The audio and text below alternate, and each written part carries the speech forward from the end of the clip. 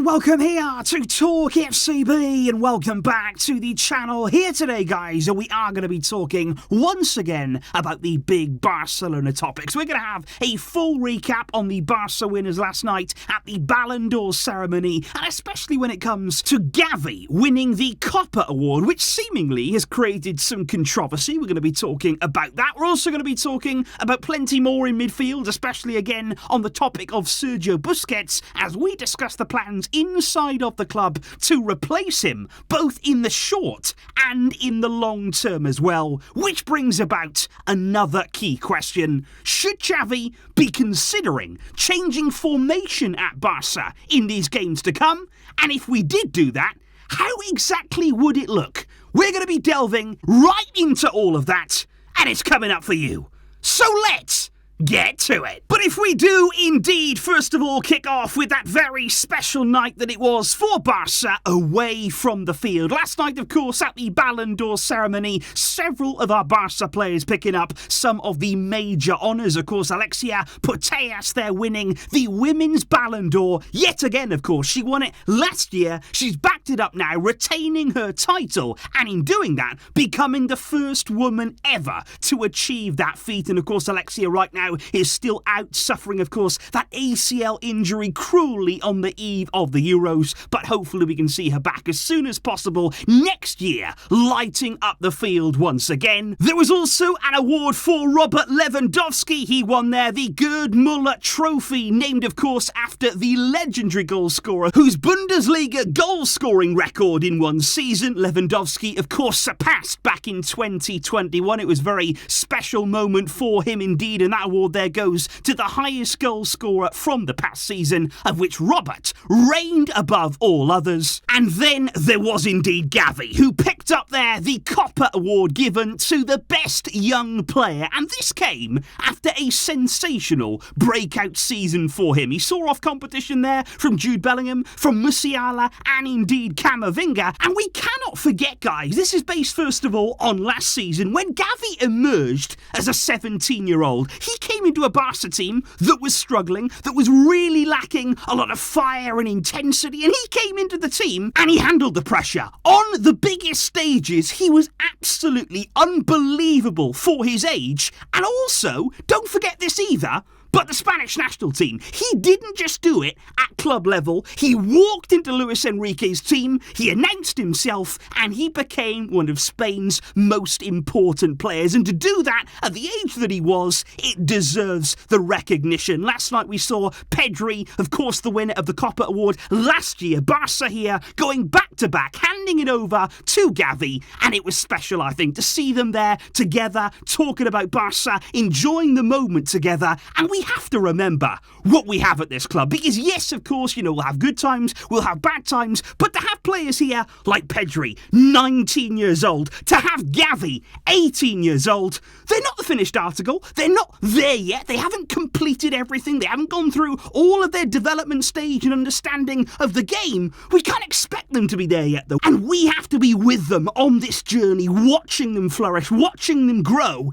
and we have to respect that at this club we have two enormously talented youngsters who I'm sure that we're going to enjoy for many years to come. But indeed, guys, on the topic of midfield, that is something that is at the centre of our attention right now. We spoke yesterday about the reported news on Sergio Busquets that Xavi will reportedly drop him from the lineup on Thursday when Barça there will come up against Villarreal. All the build-up for that game, of course, coming up for you tomorrow. Now, Frenkie de Jong is expected to start in Busquets' place for that game, but going forward, the question is always going to be, well, what's that next step now when it comes to Busquets? Now, it has been reported today in the Catalan media that out of the veteran players, the captains there of Piqué, Alba, and indeed Sergio Busquets, only Busquets started the season with Xavi's trust, with Xavi's faith in this team. And we have seen that there illustrated in his selections this season. But it's interesting because what came out today that apparently after these recent displays now from Busquets, and of course in very big games, there is now reportedly debate inside the club internally over whether Busquets' role in the team and indeed his role in Xavi's entire project, should that now be under serious consideration? Should we be rethinking as to whether, is there too much faith in him? Are we putting there too much emphasis on Busquets playing too many games in this team right now? It's interesting because Sport also emerged today with a report that said in January, Barca are going to go big and invest in a defensive midfielder, and that's going to happen in the winter transfer window. Their big project there for Matia Almani to get that one over the line. Now, we've all heard Zubimendi, the Real Sociedad defensive midfielder, heavily linked to Barca. Recently, he did renew his contract at La Real, but crucially, his 60 million release clause has remained the same. So that release clause hasn't changed, even despite him renewing his contract. But honestly, guys, I don't expect us to sign that big midfielder in January. I don't think we are going to see any player bought for big money in that winter window. I think that's more going to be in the summer of 2023, which I think means now Xavi's got to find internal solutions. Xavi here has to focus on what we have, and we have plenty of players. We have plenty of options in those midfield areas, and I am just questioning now, looking at what we've got and getting the best out of what we've got, does that mean we should be thinking of switching formation? Because I do genuinely believe, guys, that this shape right here is something we've all been intrigued by, especially with the players that we have right now at the club, is a 4-2-3-1 formation, something there that Barcelona could look at and at least entertain the idea that maybe there might be other solutions to what we're going through right now. Because obviously we have our back four, which it's safe to say right now with the injuries that we have is not at its strongest, so why not then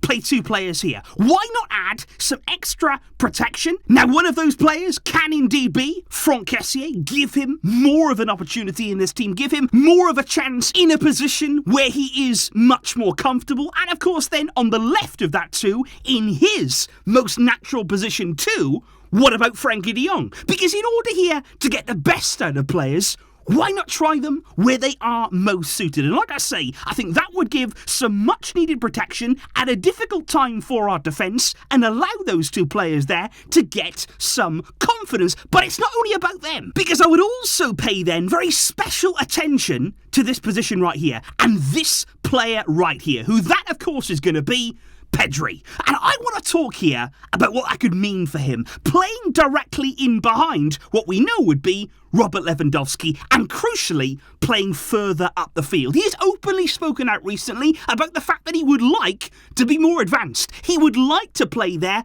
further up the pitch. But he said, obviously, I'll play wherever I'm needed, I'll do whatever I need to do for Xavi, but he would like to be here. Because we've seen him score goals, we've seen him create goals, we've seen him be electrifying in the final third, and why not there, in addition to having two more defensive-minded players deeper in the field, then have the luxury of being able to push Pedri on closer to Robert Lewandowski. Because you've also got to remember as well, at Bayern Munich, Robert very much comfortable there playing in a 4-2-3-1. He always had somebody a little bit closer to him. You all recall at Bayern, this player here being Thomas Müller, always linking up with Lewandowski, always looking to play in those little passes, making runs there that open up space for him. That could also bring the best and sort of unlock a little bit as well for Lewandowski. And obviously then, out on the right side, you got the option of, Dembele or Rafinha. We spoke about yesterday that for me now it has to be one or the other and not both of them in the team, and that is why then over to the left-hand side, for me, that has to be Ansu Fati there, coming into that position. Whenever possible, like I said before, he should be in the team. You add then that bit more of a threat, again, players who are going to get close to each other, who may be able here to strike up some combinations, what we've been asking for. But then I know you're all saying, well, where is Gavi going to fit in? Where exactly is this exciting young midfielder going to be? Now, of course, he doesn't have to be in the team every single game without fail, but I would also just add what we spoke about a few days ago. What if when Ansu isn't available, could Gavi then actually come out to the left? Could you have a midfield here with defensive protection, with a lot of mobility there, those two players in there, Pedri nice and central and advanced, and then what if you added Gavi playing in the half space here, over to the left-hand side, playing very, very well. We've seen him do it before, and then having a fullback who goes around the outside, who's overlapping there, somebody like Ballon to combine then, I think it's very interesting. And I think this is something here that Xavi should at least be thinking about, looking at what we have, looking to get the best out of what we have, because as you can see, there's lots of players here, lots of combinations that at least seem like they'd work very, very well. And of course, guys, whenever we do things like this, whenever we talk about different concepts, whenever we talk about new ideas, what I really want to know in the comments down below, what do you think of that? If we were to line up with something a little bit different, if we were to try something new here, given the situation that we're in, given the problems that we've been suffering at both ends of the field, could that work? Is it something that Xavi should consider? Please do let me know all of those thoughts down below, and of course everything else that we have discussed in today's video. All of that build-up for Barça versus Villarreal will be coming up for you on Wednesday. I will see you soon with all of that to come. And I thank you indeed again, guys, for getting involved and supporting the channel. I really appreciate it, and I will see you soon. But until next time, as always, Visca el Barça!